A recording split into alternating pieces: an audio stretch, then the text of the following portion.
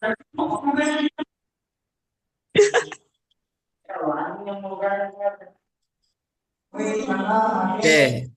Assalamualaikum warahmatullahi wabarakatuh. Waalaikumsalam Waalaikumsalam warahmatullahi warahmatullahi wabarakatuh. wabarakatuh. Bismillahirrahmanirrahim. Assalatu wassalamu ala asyrafil anbiya'i wal mursalin. Sayyidina Maulana Muhammadin wa ala alihi wa sahbihi ajma'in amma ba'du. Oke, pertama-tama kita panjatkan puji syukur kehadiran Allah Subhanahu wa taala yang telah memberikan kita waktu dan kesempatan untuk berkumpul pada pagi hari ini dengan sehat walafiat. Oke, saya selaku moderator langsung saja ingin memberikan Anak kamu saya ini. Baterai ko sakarat ko ada kojum na eh. menyerahkan langsung ke Al-Kahfi sebagai pemateri yang akan memberikan paparan materinya. Oke, kepada pemateri Saudara Al-Kahfi dipersilahkan. Anjing ka meron yung maksud ko. Badiamat, badiamat. Ya, Assalamualaikum warahmatullahi wabarakatuh. Waalaikumsalam warahmatullahi wabarakatuh, Al-Kafi. Puji syukur kita panjatkan kepada Allah lah Subhanahu wa taala karena atas rahmat dan karunia-Nya kami yang dapat menyelesaikan makalah dengan judul Pendekatan dalam Studi Islam yang membahas tentang konsep uang dalam Islam, salawat serta malam semoga tersurahkan kepada Nabi Muhammad SAW. Pada kesempatan ini kami akan memaparkan hasil kajian mengenai pandangan Islam terhadap uang dan sistem keuangan. Dalam ekonomi modern, uang memiliki peran penting sebagai alat tukar. Namun dalam Islam, uang tidak hanya alat tukar, tapi juga memiliki nilai moral dan sosial. Islam melarang penggunaan uang dan memperoleh keuntungan tanpa aktivitas ekonomi real. Karena hal itu termasuk riba lah. Kira anjing mo ka jelas. Mau rumusan masalah bagaimana konsep uang dalam Islam? Ini dibaca ya. Iya, baca aja pembahasan kamu dulu. Apa saja instrumen keuangan Islam yang berkaitan dengan uang? Ketiga, apa fungsi uang dalam pandangan Islam? Keempat, bagaimana pandangan Islam terhadap inflasi dan cara menanggulanginya? Tujuan penulisan. Untuk memahami konsep uang dalam Islam, mengetahui instrumen keuangan Islam, memahami fungsi uang menurut Islam, dan mengetahui pandangan Islam terhadap inflasi. Konsep uang dalam Islam. Uang dalam Islam bukan komoditas untuk diperjualbelikan, tapi alat tukar. Uang tidak boleh dihasilkan uang tanpa kegiatan ekonomi nyata. Dalam sejarah Islam digunakan dinar dan dirham yang memiliki nilai intrinsik. Instrumen keuangan Islam. Beberapa instrumen penting: murabah, jual beli dengan margin margin keuntungan. Mudarabah, kerja sama antara pemilik modal dan pengelola. Musyarakah, kerja sama modal dua pihak atau lebih. Ijarah, sistem sewa menyewa. Sukuk, obligasi syariah berbasis aset. Zakat, infak, wakaf, instrumen sosial untuk pemerataan kekayaan. Fungsi uang dalam Islam: alat tukar, pengukur nilai, penyimpan nilai, alat membayar. Islam melarang penggunaan uang. Uang harus digunakan untuk kegiatan produktif yang bermanfaat bagi masyarakat. Inflasi dalam perspektif Islam. Inflasi, kenaikan harga secara terus-menerus dalam Islam. Inflasi dianggap merugikan masyarakat, terutama yang miskin. Penyebab inflasi: percetakan uang berlebih, riba dan spekulasi, kebijakan moneter yang tidak stabil. Solusi Islam: gunakan uang bernilai intrinsik. Hindari riba dan spekulasi. Gunakan zakat dan wakaf untuk pemerataan. Terapkan kebijakan moneter syariah berbasis sektor real. Kesimpulan, uang dalam Islam berfungsi sebagai alat tukar, bukan alat spekulasi. Sistem keuangan Islam menekankan keadilan, keseimbangan, dan stabilitas ekonomi. Inflasi dapat diatasi dengan menjauhi riba, memperkuat sektor real, serta menerapkan instrumen sosial seperti zakat dan wakaf. Penutup. Demikian presentasi kami. Demikian presentasi saya. Semoga bermanfaat dan menambah pemahaman kita tentang pandangan Islam terhadap uang dan ekonomi. Wassalamualaikum warahmatullahi wabarakatuh. Waalaikumsalam warahmatullahi wabarakatuh. Waalaikumsalam warahmatullahi wabarakatuh. Oke,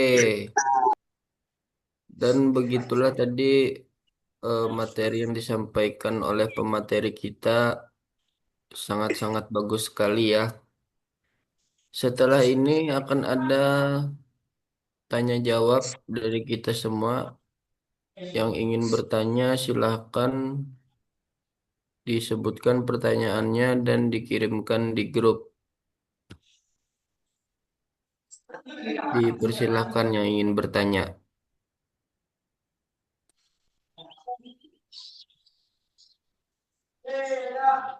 Tanya, tanya, tanya. Tanya. Ayo tiga aja sebelak kos.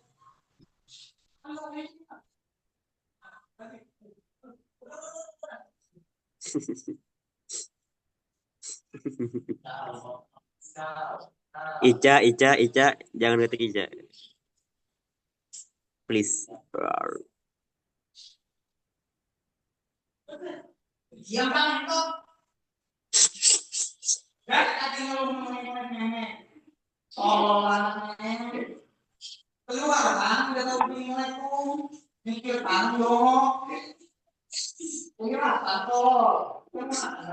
Amat.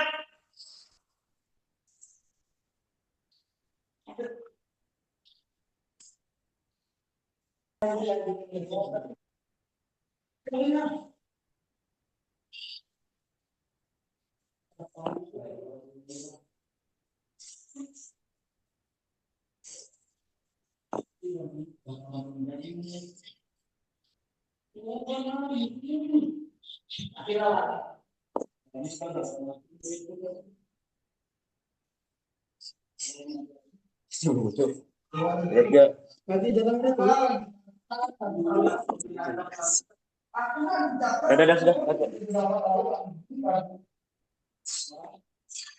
Mana mungkin selimut tetangga. Walau,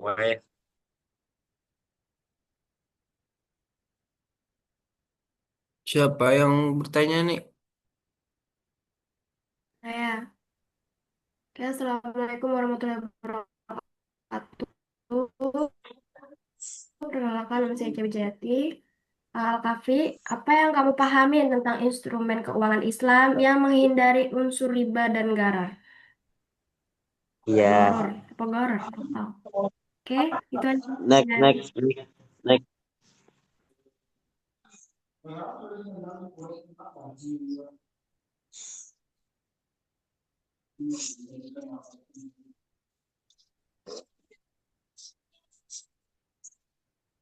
Baik, saya perkenalkan nama saya Anis Susilawati. Saya ingin bertanya, jelaskan apa yang dimaksud dengan fungsi uang dalam Islam. Iya. Next. Udah dua aja ya. Mantap.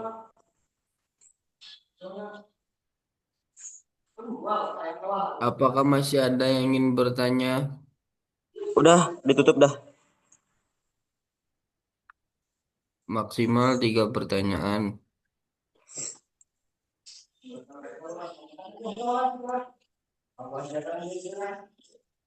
Ya, satu lagi yuk. Dinanya di.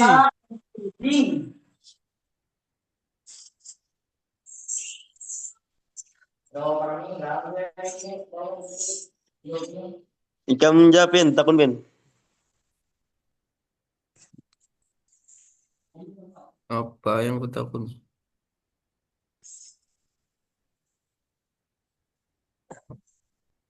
Satu orang lagi yang bertanya, ayo. Ke bawah, Pik. Apa sih ini majuan? Goblok, ini gue takut. Ayo dong, satu lagi dong. Aku. Ngotot. Ya udah. Apa itu? Perkenalkan, Ketik nama dulu. saya Julia Priani. Tunggu dulu Pertanyaannya, Julia. bagaimana zakat, infak, dan wakaf dapat membantu stabilitas ekonomi umat Islam? Anak Cah. Ica aja. Siapa Julia di grup Cah. Habutnya. Apa manggil aku terus, Naal? Panggil terus, Aku Cok. badai. Aku betakon badai. Mau kau saja kan tuh takun, Bung. HP ku pecah kayak apa nah? Baiknya dan servis apa itu? Di wadahku kawa. Murah aja 150. Dilindasnya semalam deh. Gila. Di HP-nya. Alvin melanjahnya.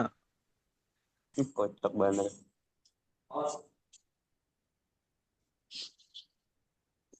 Ya ngantuk ku, Cok. Jam 1 ini masuk lagi, Nak. Masuk. Aduh, hei. Ayo menjawab nyaman tuntung kita nih. Ya, udah kan? Udah, oke. Bentar ya. Tadi Ica, Ani, Julia. Oke.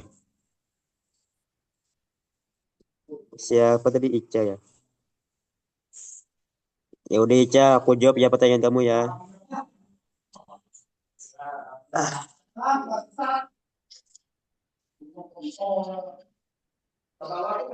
Jadi, instrumen keuangan Islam adalah alat atau sistem yang digunakan dalam aktivitas keuangan, diam, diam, diam.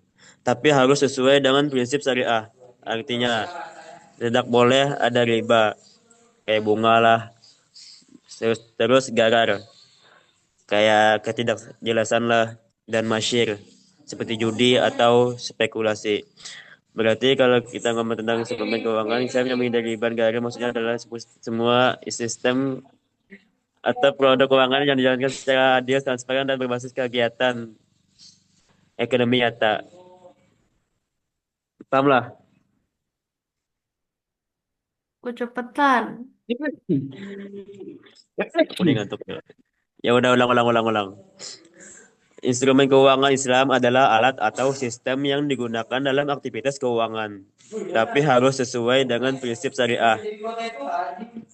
Eh, Artinya tuh kayak tidak boleh ada riba, kayak bunga lah, garar, kayak ketidakjelasan, dan maisir, seperti judi atau spekulasi.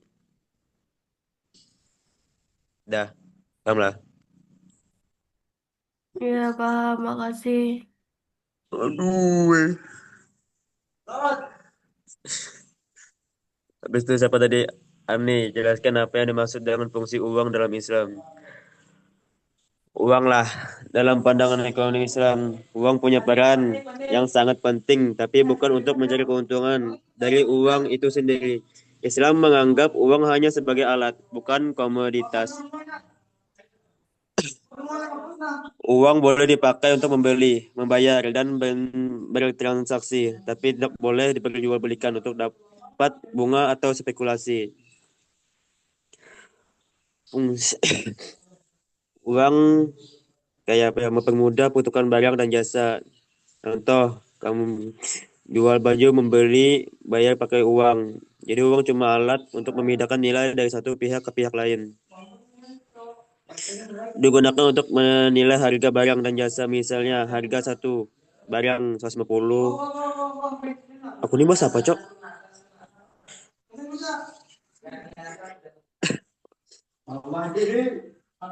Tapi dipercepatlah oleh waktunya sisa 10 menit. Sedang-sedang. Intinya uang boleh dipakai untuk membeli, membayar, dan bertransaksi, tapi tidak boleh diperjualbelikan untuk dapat bunga atau spekulasi. Itu aja agenda. Ani, Ya, paham.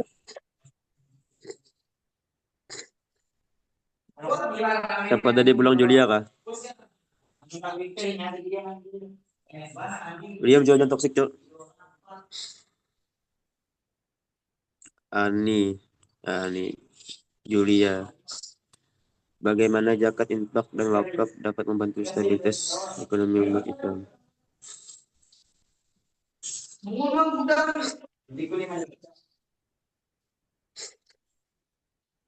Jadi zakat, infak dan wakaf dapat dalam stabilitas ekonomi umat Islam.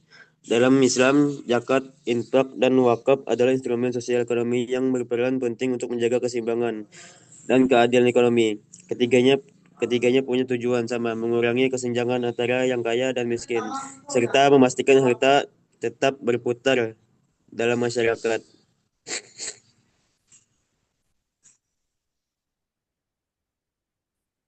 Udah itu juga singkat, paham lah.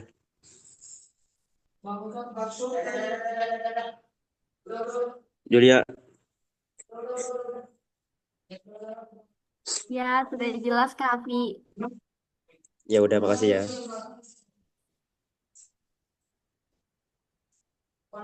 Moderator, udah. Oke,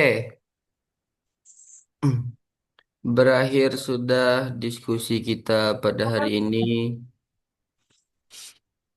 Semoga apa yang disampaikan pemateri dan apa yang kita dapatkan bermanfaat dan bisa digunakan di kehidupan kita sehari-hari.